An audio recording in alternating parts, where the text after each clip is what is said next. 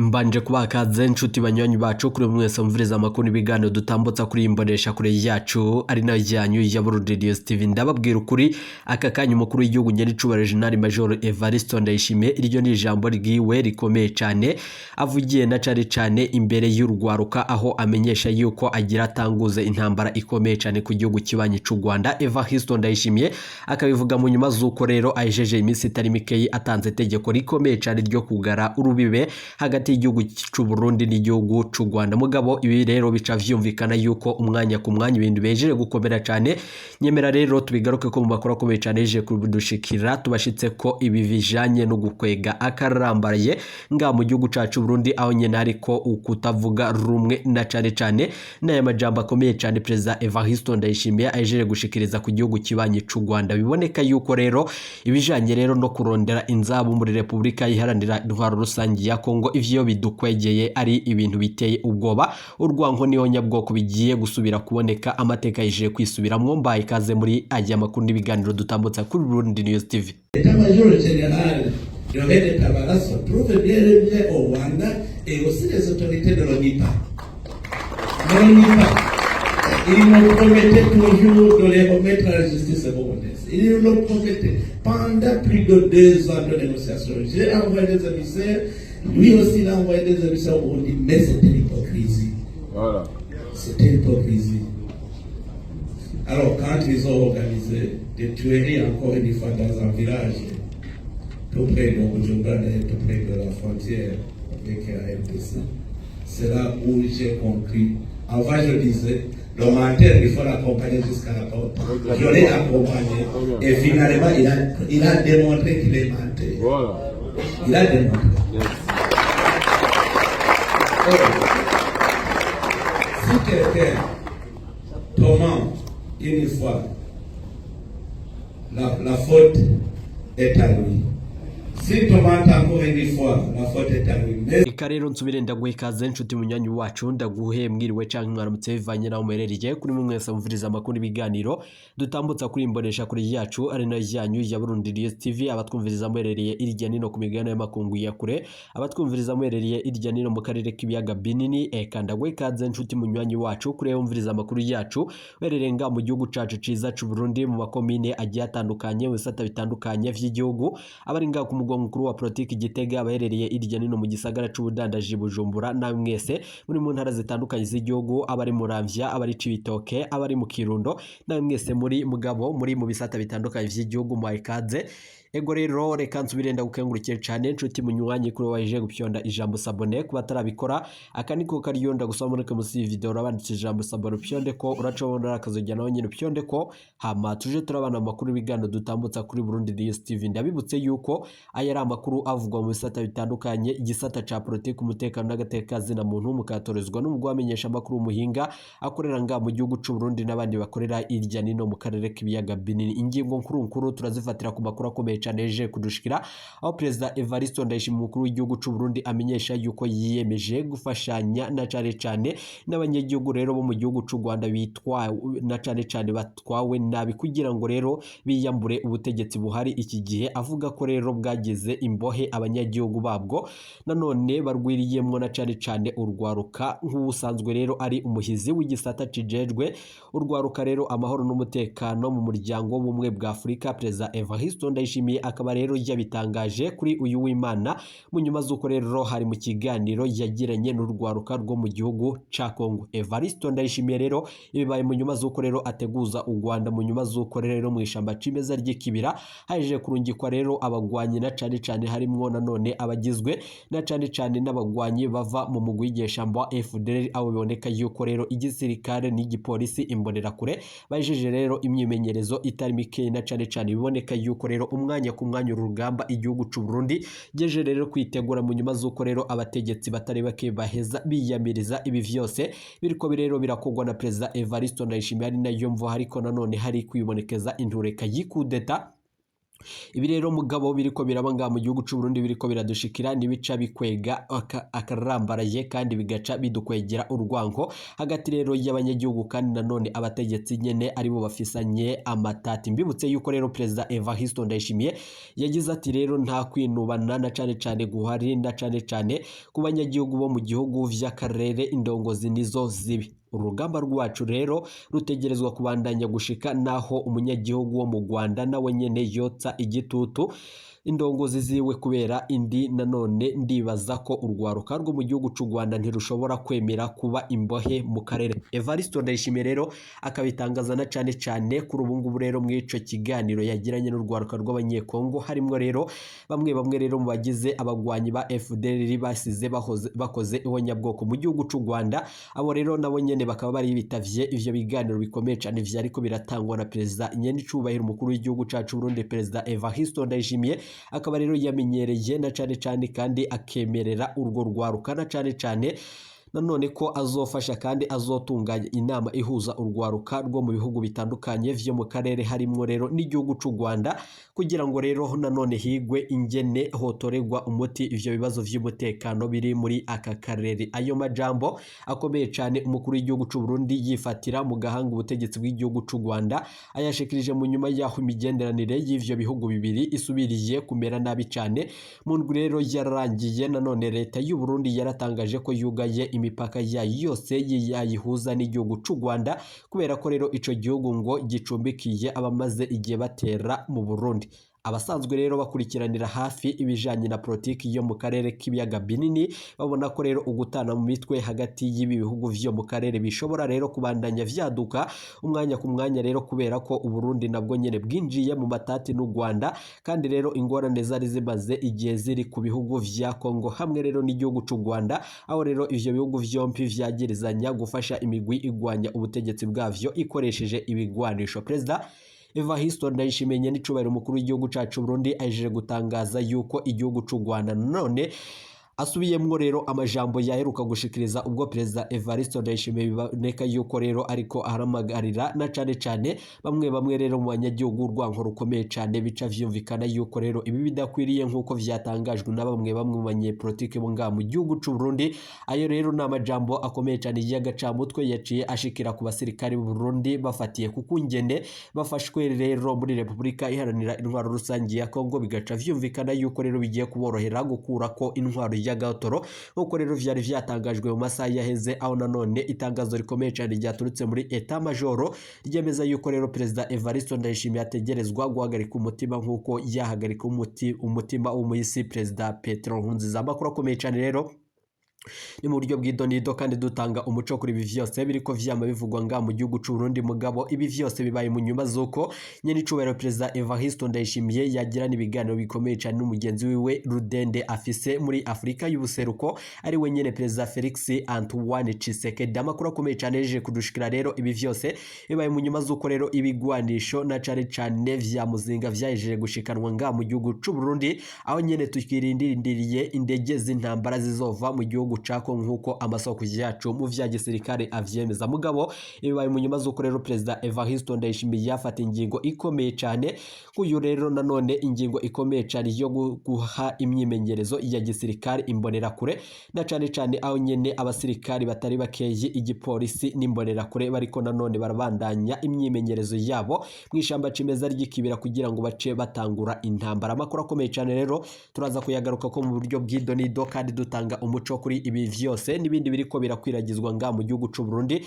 Mugabo rero ndakubwire ibi bibaye mu nyuma zuko hari amakuru akomeye cyane dukuye muri Permanence Nationale ayandi makuru akava mu biro vy'umukuru w'igihugu Nyenicubahiro General Major Evariste Ndayishimiye amajwi yibanga ahejeje gufatwa na bamwe mu bafashanya na President Evariste Ndayishimiye mu gutwara igihugu c'u Burundi yemera tuze kuyagaruka ko mu buryo bw'idonido kandi tuvyumviriza mu nyuma zuko rero umukuru w'igihugu cacu Burundi President Evariste Ndayishimiye nawe nyene ahejeje kugambanirwa gufatwa bivanye rero n'amajambo akomeye cyane atabereye kandi adakwiriye ku mukuru w'igihugu nyene icubahiro Perezida Evariste Ndayishimiye. Intwaro mbi ntirama, nyemera rero dutangurire kuri aya majambo akomeye cyane, mu nyuma rero turubuze kugaruka dutanga umuco kuri aya makuru nandi twabateguriye. Mbahe ikaze rero ntimuje kure, nizere ko umerewe neza aho uherereye hose. Mugabo turi kuri rigerekerezo tugira ngo rero tubashitse ko amakuru akomeye cyane yeje kudushikira ngaha mu gihugu cacu c'u Burundi. Iyi ngendo rero irakenewe gufutwa kuko rero Perezida Evariste Ndayishimiye biboneka yuko iyi ngingo atabaje nama yoba agifise. Biboneka yuko rero abatari bakeye rero harimo na Denis Bucumi Nkurunziza ahejeje kwiyamiriza aya majambo akomeye cyane yo gusomborotsa igihugu kibanyi c'u Rwanda no kwifatira mu gahanga abo bategetsi b'u Rwanda. Mbaye ikaze rero urwango kugira ngo nanone rubandanye hagati rero y'abavukanyi. Kuri ubu rero birakomeye cyane, nyemera tuze kwigaruka ko makuru akomeye cyane twabateguriye. Nizere ko umerewe neza, mbaye ikaze. Kuva haduka ibintu vy'imigwi y'ugwaruka mu gihugu cacu, n'umugambwe wubahutse gushira habona ivy'ugo gwaruka, kandi dutako turerekana yuko ari milisi, imigwi itemewe n'amategeko, imigwi ikoreshwa n'ubutegetsi kugira itere igiterabwoba, yice, isahure, ifate ku nguvu, igire vyose. Twanye dusemerera imisi yose n'abandi n'indi migambwe yamisemerera n'amashira hamwe aharanira ivy'agateka kazi na muntu vyamye bitanga ivyegeranyo ku bijanye n'iyo migwi. Iyo migwi rero y'imbonerakure tubana tuvuga ko ari milise, ni imigwi y'iterabwoba, ni imigwi y'inkozi z'ikibi, kuko nta na hamwe izwi mu mategeko y'u Burundi, nta na hamwe yanditse. Ivyo vyarabanarije gushika naho uno munsi bibaza ko iyo migwi y'ugwaruka rw'imbonerakure ishobora gusubirira abasoda no munsi bizwi yuko babarizwa mu bihugu bitandukanye.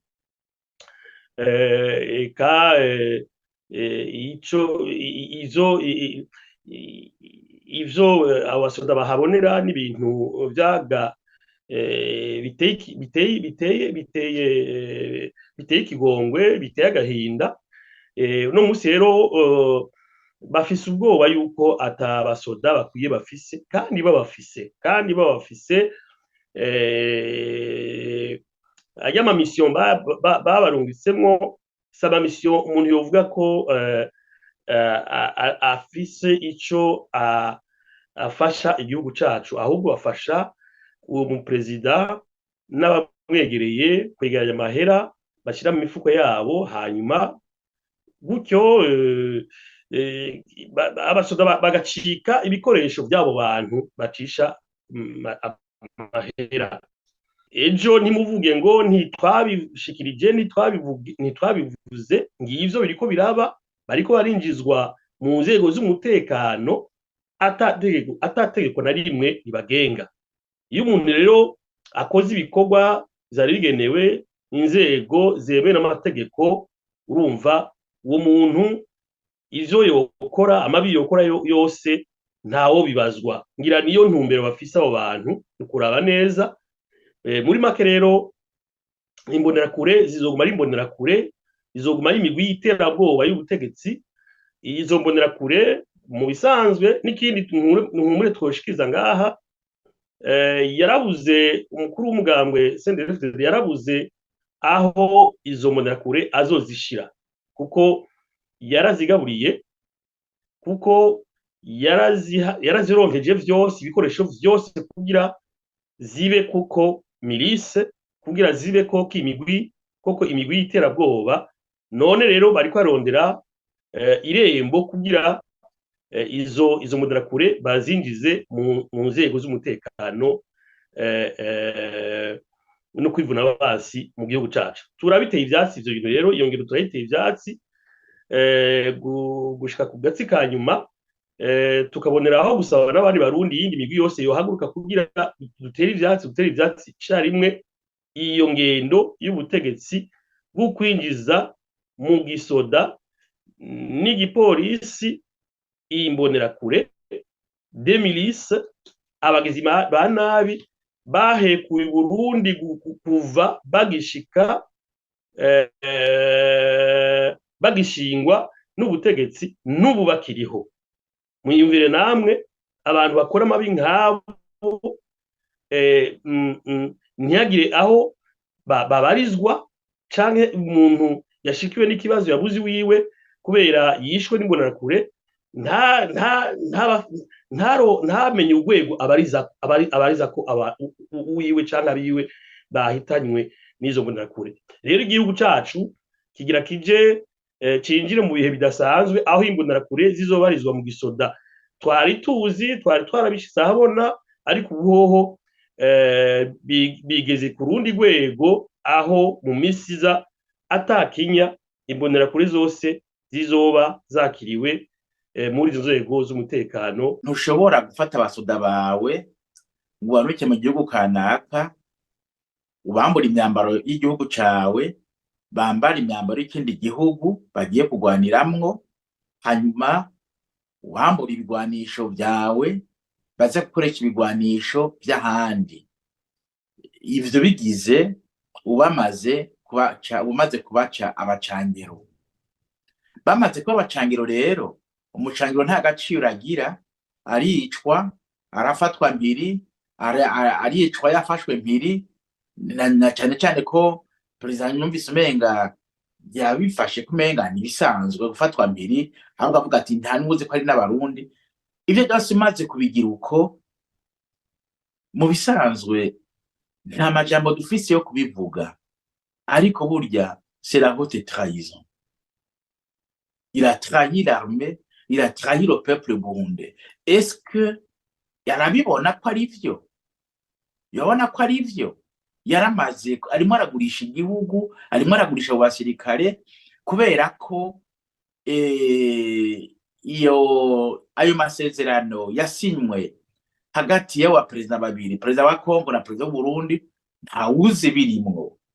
Mugabo uravye ingene biriko biragenda, ikirimo n'amahera baha uwo muntu, si amahera y'igihugu, kuko yabara y'igihugu bovuze bati mu ntambara abasoda bacu bari kwaragwana muri Kongo hazovayo amafaranga ngana uko hazokoreshwa ibi n'ibi n'ibi, bikinjira muri wa rutonde rw'amafaranga akoreshwa ku mwaka bita budget national. Urumva atari ivyo ayo nane bo bagenda gupfira iki?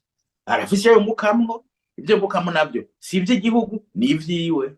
Ivyo byitwa kugurisha igihugu. Ariko aravuga ko abantu badakora taco bazoronka, bazokwama bakenye. Wogira ngo abigisha ntaco bariko barakora, abavuzi ntaco bariko barakora, abariko baragira ubushakashatsi ntaco bariko barakora, abubaka ntaco bakora, abadandaza ntaco, nta muntu akora atari uworora n'uwurima.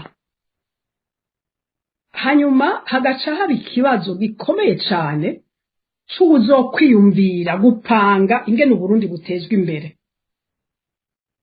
Umwanya wose aticaye muri birya biro ngo abariko aravyiyumvira, ahamagara abahinga bicara iruhande yiwe abwiye ati nimurabe mumbwire muri domaine tuzobigira gute, muri iyi tuzobigira gute, muri ibi twogira gute. Barabe kijya gihugu c'u Burundi bagicape, bavuge bati muri nord nibi, muri sud nibi, muri est nibi, muri west nibi, muri centre nibi. Aha hantu tuzohaguma kandi tuzoguma dukoroka, sinzi yo tuzoshika butura banyuma, none ejo tuzoba baki. Rero nibaza yuko by'ukuri ariko aratumwanya, ariko aratesha igihugu umwanya wacu. Ibindi bihugu ntibiraba kurima no korora, ivyo bisanzwe. Hariho ubuhinga bwa none, hariho uburyo bushasha bwo kurima akantu gatoya ukabona ufise nk'i hectare imwe, mugabo ukayimburamwo amatoni n'amatoni, kubera hari uburyo bushasha. None ivyo twebwe iwacu ninde ariko arabirondera? Nimba by'ukuri tubona ko uburimyi n'ubworozi arico kizoteza imbere Burundi, nibagira ubushakashatsi, nibareke ubwo gwaruka rutangure rurondere inzira nshasha, baraba ahandi ngene babigira. Mugabo tugumye twicaye uku akaguma ariko aravuga birya. Jewe ingorane mfise n'umukuru w'igihugu, ego, kandi umukuru w'igihugu avuze abanyagihugu barumviriza.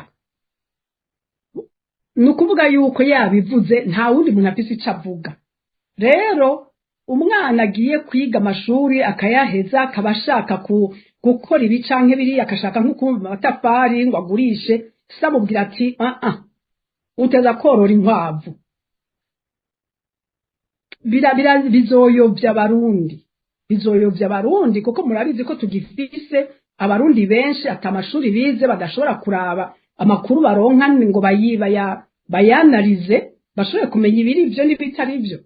Ni ukuvuga rero yuko aba mworozi ab'umudandaji abiki ico nzi jewe ariko aratesha umwanya igihugu, amabanga bamushinze ntariko arayarangura. Ni ukuvuga yuko nihagira ko asubiza namba azosubiza azosanga ataco yamariye igihugu. Jewe nibaza rero ko ivyo ni ibintu dukwiye kuvuga rwose tukabisubiramwo kenshi kugira ngo yumve neza ico twiteze. Ntibishoboka yuko abarundi bataba bashobora kwivuza uno musi Burundi, amashuri murabona ingene biko biragenda, ubonye abana 6,000 bava mu ishuri ahandi 3 bakava mu ishuri mu trimestre imwe, uca wibaza aho igihugu kiriko kiraje. None ubwo arabibona wewe?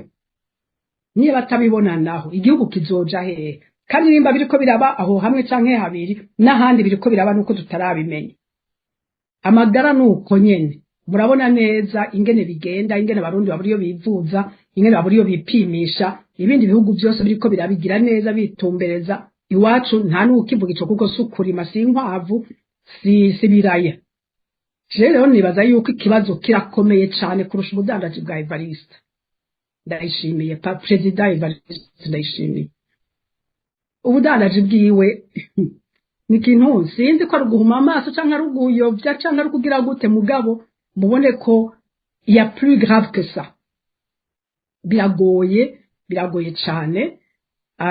Hari abanyabwenge batariko barakoreshwa ntibahabwa ikibanza ngo bakore.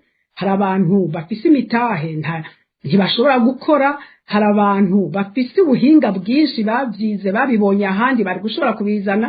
Abantu bacu bo muri diaspora bari gushobora kubizana bakatwereka ahandi ngene babigenza, mugabo ntibizokunda kuko nta kibanza bahabwa, kuko ariko arabicapa mu biro ari mu nkwavu n'ibiraya.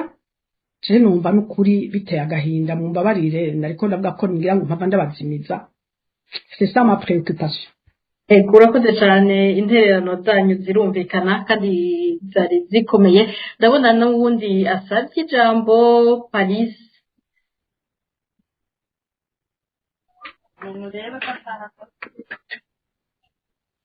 Paris, ndabumva. Ni kibazo ni intererano. Ni intererano. Urumva nagerageje kumviriza abantu bose bagiye baravuga ku bijanye n'ikibazo mwabajije mbe muti Evariste Ndayishimiye n'umukuru w'igihugu canke n'umudandaza. Ngarutse ku byo bamaze kuvuga imbere yanje, na cane nk'uwitwa Juvenal yagarutse cyane ku bintu bijanye n'ibwirizwa shingiro. Aravuga igihe umukuru w'igihugu amaze kuzezwa ayo mabanga, ayandi mabanga adashobora kubibangikanya nabyo. Rero turavye muri kino gihe turabona yuko Evariste Ndayishimiye yaramaze guca kubiri n'ibwirizwa shingiro. Niwe abivugira, aravuga ko adandaza inkwavu, adandaza imisiba, adandaza ibiraya. Kira noneho mu matohoza numvise muri radio RPA bakoze, mwaravuze yuko we n'umutambukanyi wiwe bagiye no mu bitoro bakoresheje ishirahamwe bita Prestige. Je kubwanje rero ndavye ibyo ibwirizwa shingiro rivuga n'amabanga rimuha n'ibyo bimubuza kuja gukora bitandukanye n'amabanga yaronse, nta mukuru w'igihugu gushika uno munsi dufise yagiye mu budandaji. Kandi ngarutse ku mvugo uzozo yivugira kenshi murazi yuko avuga umenga ariko arashinyagurira abarundi, kuvuga ngo jewe ndafise ndi umukuru w'igihugu. Hariho wavuze imbere yanje yavuze ati mbe ivyo byose ko yabironse ubu unye yabaye umukuru w'igihugu ashaka tugire nkawe. Yabivuge mu mvugo mbabarira amatwi, ngira ashaka kubwira abarundi bose bafise akazi ka leta canke amabanga igihugu cabajeje bazokwibe aho baje kudandaza, baje korora inkwavu canke iki. ku bwanje rero ubu unye igihugu cy'u Burundi gifise umudandaza nta mukuru w'igihugu gifise bitaye ko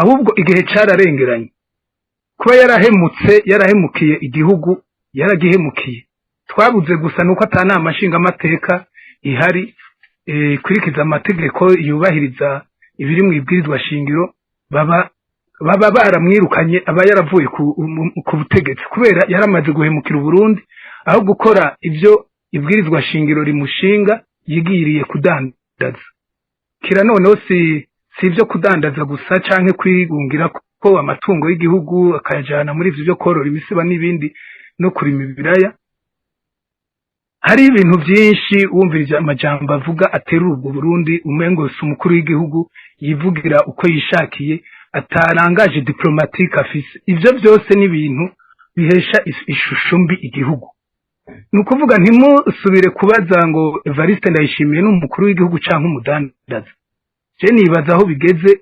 nukumenera inda ku rukumu Evariste Ndayishimiye n'umudandaza ahubwo niba bishoboka hariho abantu bagifise ubuntu bagifise ijambo bagifise ibintu byo gushira ibintu mu ngiro nibaza ko bo muhindura vuba bitararengerana hanye no kuvuga muri ko mbwira abashinga amateka n'abakenguza amateka kubera nibo bafise ububasha bwo kumwereka yuko yarenze kwibwirizwa shingiro kandi yahemukiye Burundi je nivyo mbona nibaza ko ico kibazo nticari kigoye kwishura abantu muravye ivyo agira ivyo avuga nugushinyaguriza abarundi bugarijwe n'ubukene nugushinyaguriza n'abandi barundi bitwa ngo bariko barakora baba barimu baba baganga ahubwo ariko abahamagarira kwiba none igihugu kizotera imbere gute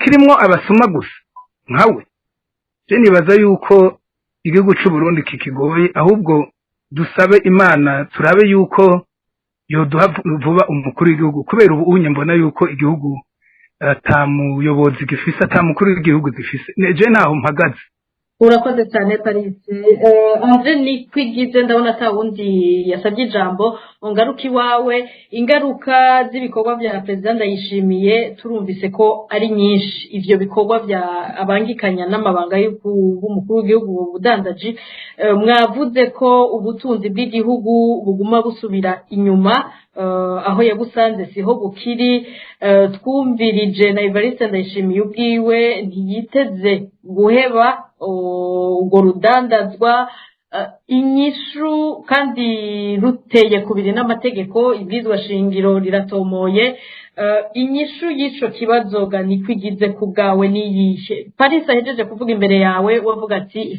hakenewe ko inzego z'igihugu avuze inama nshinga amateka nkenguza amateka zigira ico zikoze kuko arizo zifise uburenganzira bwo umugarura umukuru w'igihugu Uburundi wewe nawe ubona bizoca he buzosubira kuronka umukuru w'igihugu bigenze gute inyishu niyihe kugaho urakoze Ines nashaka kubanza gushimira bose baterereye ivyiyumviro nibaza ko ari ivyiyumviro byubaka kandi byongereza ku byo twari twashikirije nashaka kugaruka ku ciyumviro ca umushingantahe Juvenal avuga ati umukuru w'igihugu arahari ati numwe nta wundi ni Evariste Ndayishimiye nivyo arahari nuyo nyene nta wamuhakanye ariko ico twashatse kwerekana muri ibi biganiro byose twavuze nuko ikibanza inshingano z'umukuru w'igihugu ntazarikara arubahiriza ntazarikara arakurikiza ni nkaho yoba ata mukuru w'igihugu ahari naha hari kwizina mu vyerekeye iterambere ry'igihugu ntawe tubona abanyagihugu baramwitura akabatera hirya ngo nimugire nk'uko ngira nk'uko umengo ashaka nivyo Juvenal yavuze ati none ashaka tuba bose baba abakuru b'igihugu canke babadandaza nico kibazo kiriho uno munsi umukuru w'igihugu atanga akarorero kabi mu barundi atanga intumbero mbi y'iterambere icya kabiri nibaza ko Marie Louise yabivuze navuze ngo yashatse kugira yaciye ku ruhande oya birahuye n'ivyo twariko turashikiriza yavuze ati perezida wacu yarazimiye nivyo yarazimiye kuko ivyo yateza gukora ntavyo ariko arakora bamuhaye gutegeka igihugu bamuhaye kuyobora abarundi bamuhaye guteza imbere igihugu agikure aho yagisanze agishire ku rundi rwego rwo hejuru ivyo ntavyo yakoze kandi ntiyovuga ko yabuze abamufasha barahari ingorane ni intumbero nta ntumbero yigeze ibaho ya politike y'iterambere ry'igihugu na Paris yavuze ati ahubwo icari gikwiye nuko hari urwego rushobora kumubogoza gukura perezida yohava hakaja uwundi ivyo urumva ntavyo dushobora kuvuga ko nta ubasha tubifiseko ariko nico cifuzo cari kihari nico cari gikwiye kubaho kuko mu gihe umukuru w'igihugu abona umengo misiyo yiwe ntayazi mu gihe umukuru w'igihugu abona ko inzego zose ziri kuri we gusa mu gihe abona yuko abashikiranganje ataruhara bashobora kumufasha mu iterambere ry'igihugu mu gihe atabona yuko abagwizatunga bo hanze cyangwa bo mu Burundi bakeneye ikibaha intumbero kandi akababona yuko naho ibindi bihugu byose bironka abagwizatunga benshi mu Burundi nta bagwizatunga bahari kubera babona ingene ata politiki iriho itumbeye mu gihe abona yuko n'abarundi bari hanze aribo bita la diaspora baretse binuvye Uburundi igihugu c'amavukiro batashaka kugifasha ntibaza ati ni kubera iki ivyo rero byose rero mu gihe tutararonka hari ibintu ni bibiri igishoboka bwa mbere nuko umukuru w'igihugu abashobora kumubogoza nivyo navuze nti nta audit iriho nta rwego rugira ati tugire audit umukuru w'igihugu hanyuma dusaza atakoze ivyo yateza gukora tumukura urumva ni we wenyene n'akagwi kiwe kandi akagwi bari kumwe usanga kenshi bafatanije muri ivyo bikorwa by'ubudandazi muri ivyo bikorwa byo gusahura itunga ry'igihugu ivyo rero ngira bizogorana icakabere nuko umukuru w'igihugu nawe nyene nabona ati narihenze reka imyaka 3 n'igice isigaranye ngerageze nkorera abanyagihugu nkorera abarundi nshireho imigambi irashe yoteza imbere igihugu ku buryo mu mwaka wa 2027 nzokwerekana ubutunzi bw'igihugu aho bugeze